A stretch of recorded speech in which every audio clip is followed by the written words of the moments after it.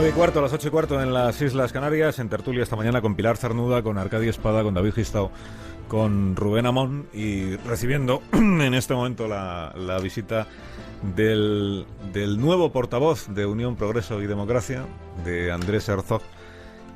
Buenos días, Andrés, ¿cómo está? Muy buenos días. Y bienvenido.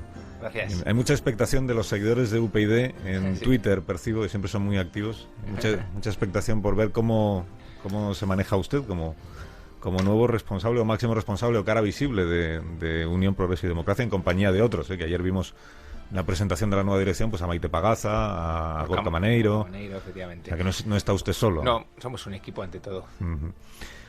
La segunda temporada de UPyD, así es como la están presentando, ¿no? La segunda temporada o la segunda vida, ya sin Rosa Díez como figura más visible del partido. ¿En qué se va a diferenciar la segunda temporada de UPyD de la temporada que dejan ustedes atrás? Sí, como dijimos ayer, la segunda temporada, nuevos personajes y un guión, espero que mejorado. Ese es un poco el objetivo.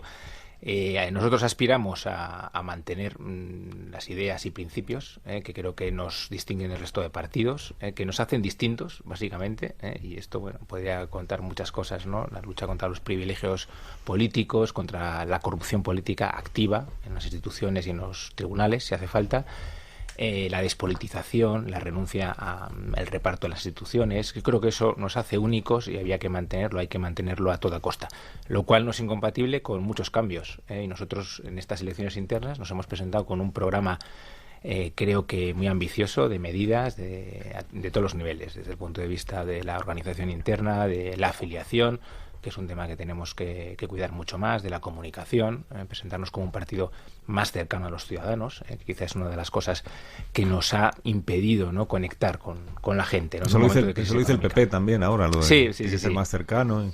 Sí, nosotros creo que hemos tenido grandes soluciones para todos los problemas de España, y esto creo que es importante. Lo que pasa es que esas soluciones a veces las personas pues no las han percibido como su solución, ¿no? En un momento pues eso, de crisis económica, de empobrecimiento generalizado de la clase media, de desahucios, y eso quizás es una cosa que nos ha pasado factura, aparte de otros muchos factores, porque luego también es evidente que hay unos factores externos, una serie de partidos emergentes que han trastocado todo el tablero político, y eso a nosotros pues nos dejó con un pie cambiado. Yo creo que esto es evidente.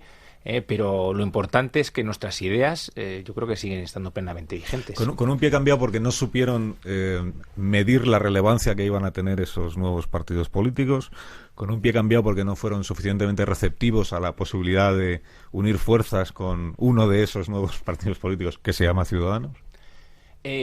Sí, efectivamente. Bueno, la política es una cosa totalmente cambiante, ¿no? Y hemos vivido unos meses en los que ha primado, por las razones que sean, pues la novedad, las nuevas caras. Yo creo que los ciudadanos españoles estaban muy cansados del bipartidismo, y de repente pues esto digamos que ha calado en la sociedad. Y nosotros en ese momento no éramos realmente un partido estrictamente nuevo, aunque sí bastante nuevo, como 7 años de vida, con una líder con una larga trayectoria profesional, y todo eso unido a una campaña que yo creo que ha sido de desgaste de su persona, en cierta medida muy injusta, ¿no?, en muchos sentidos, pues ha hecho que eso perjudique a la marca UPyD, ¿no?, y que no se nos perciba como una alternativa frente a esos partidos, como decía, que son muy novedosos.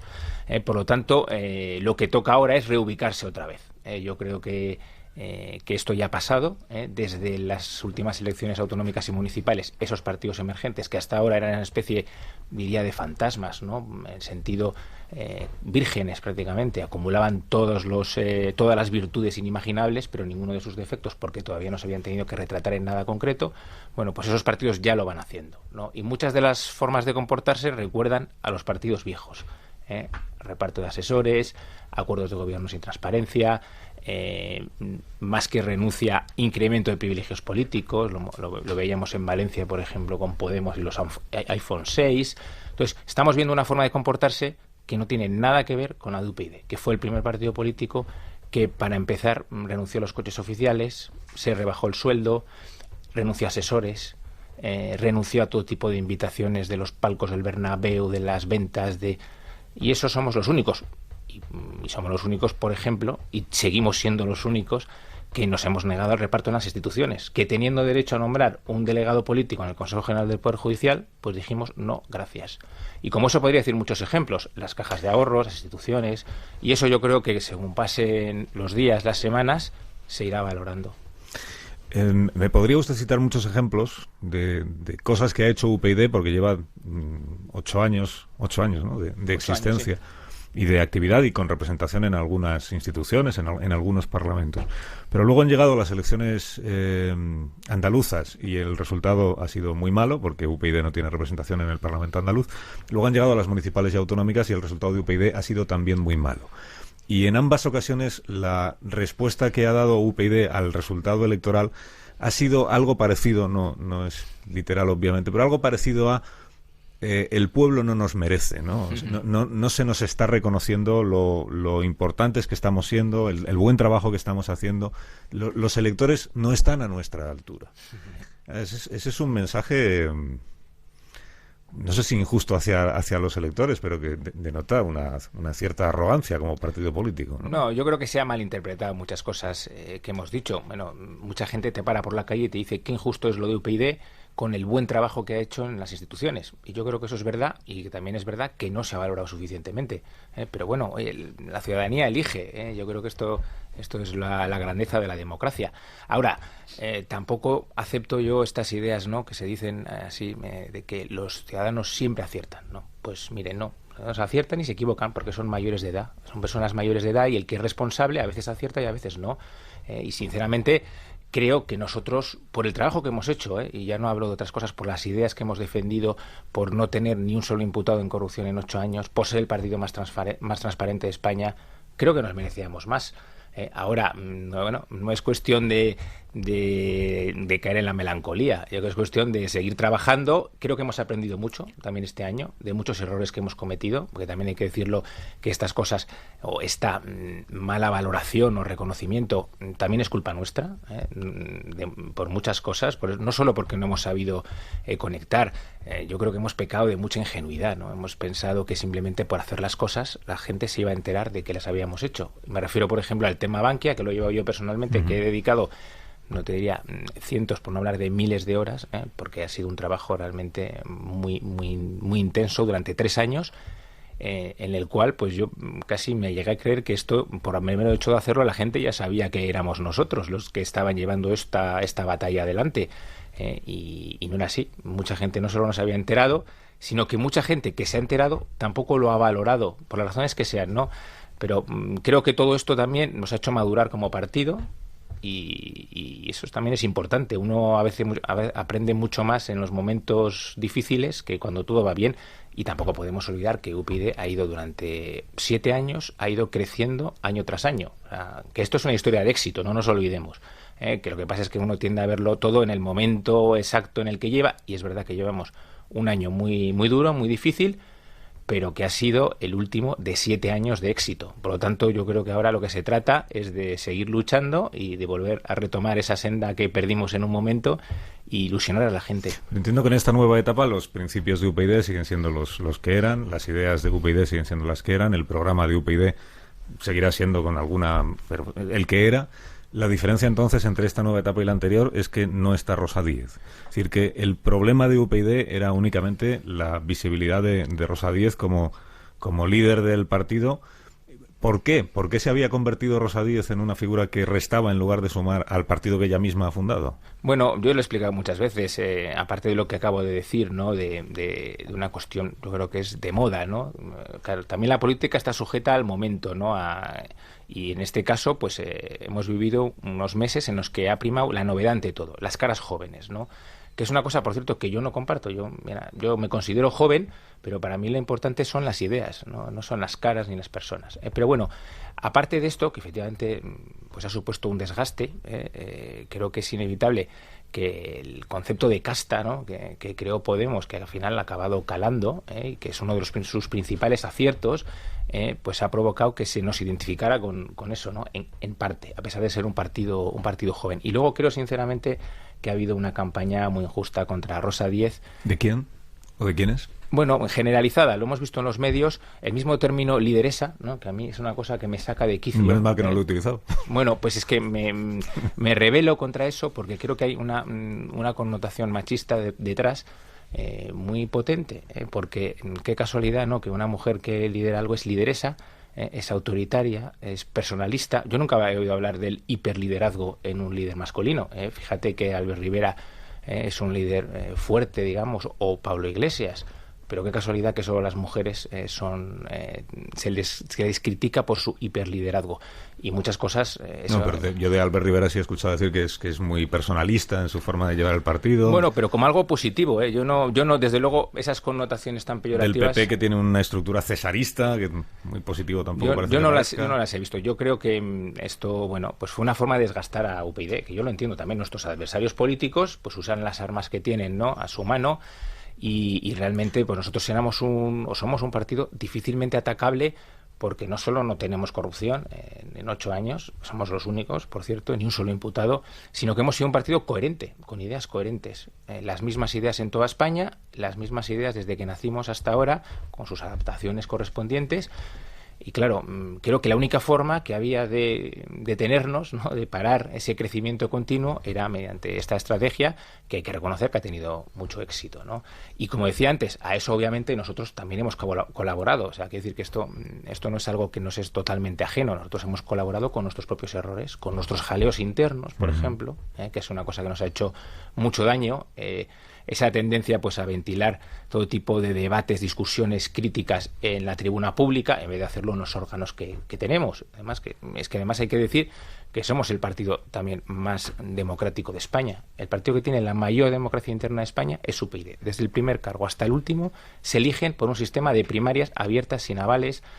No tenemos primarias a conveniencia, como tienen otros partidos. Si conviene la hago, si no conviene no la hago. Si no, tenemos sistemáticamente este sistema, que por otro lado también es muy conflictivo, porque es que las primarias, claro, yo creo que también la sociedad española tiene que madurar a la realidad de los nuevos partidos y ver que las primarias son conflictivas porque conllevan un enfrentamiento entre candidatos. Y como todo enfrentamiento, aunque prime el juego limpio, pues consiste en destacar tus virtudes, criticar las ajenas.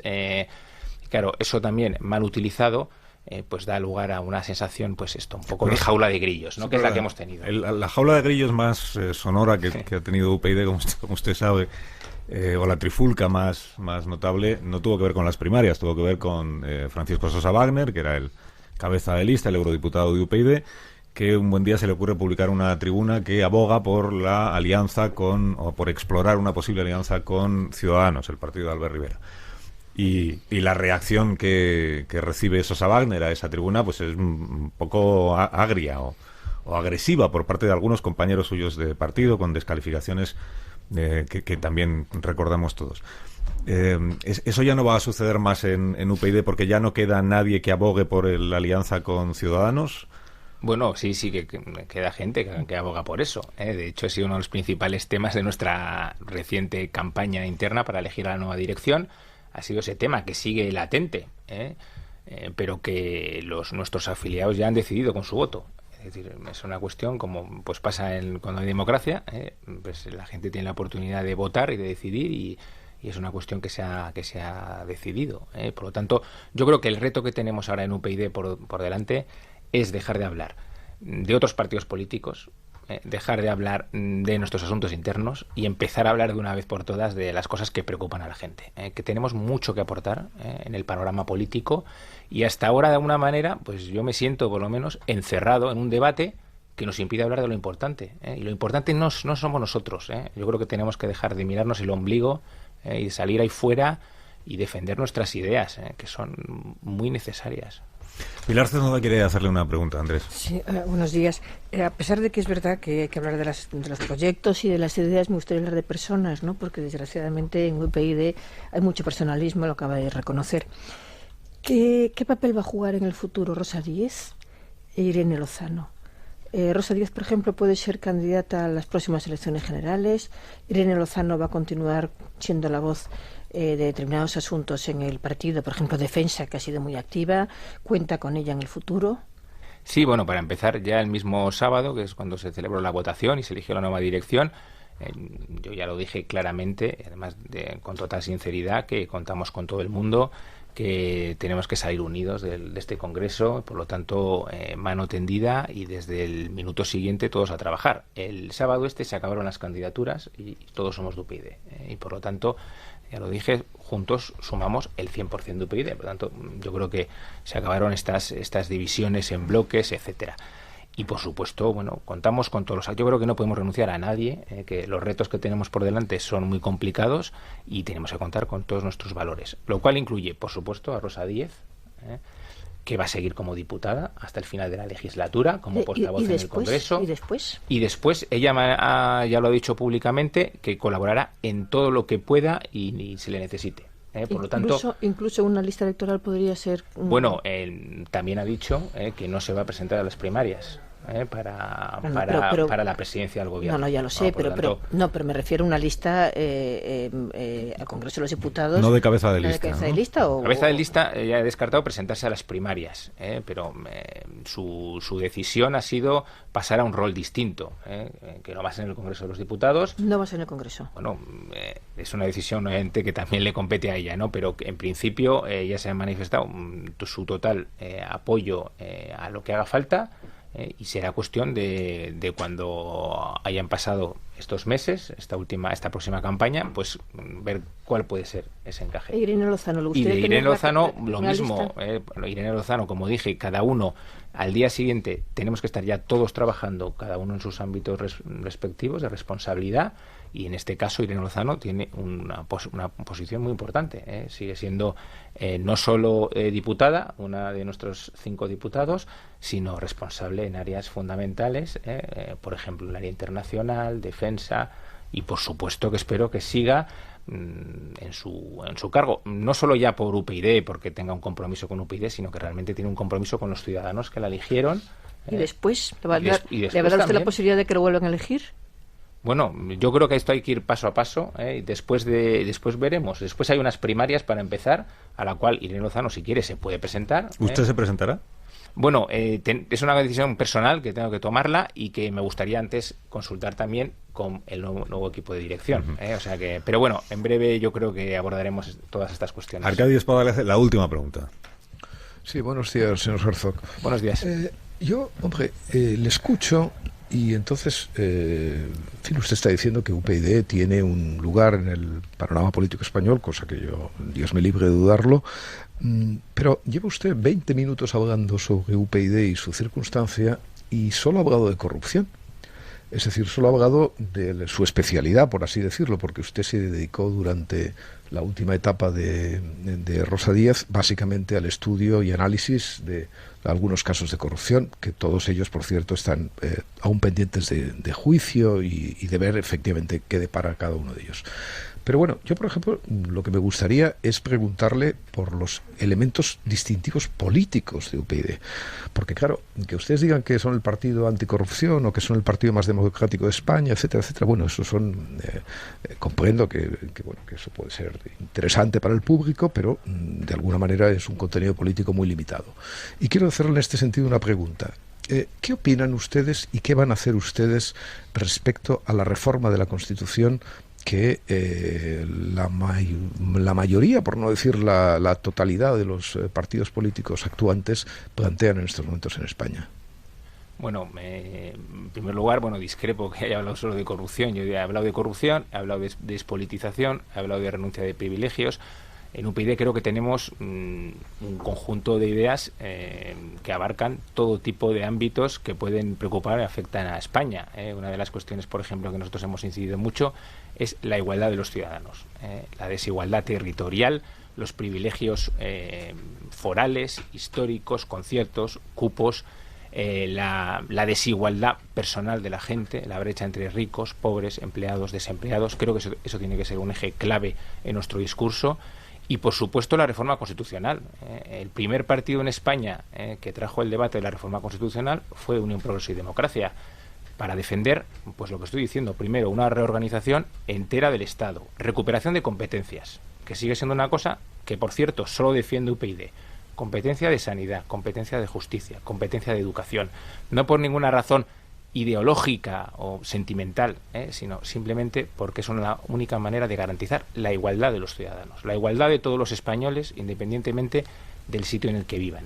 Y como eso tenemos propuestas para todo: reforma de la ley electoral, supresión de las diputaciones, fusión de municipios, mercado laboral, contrato único.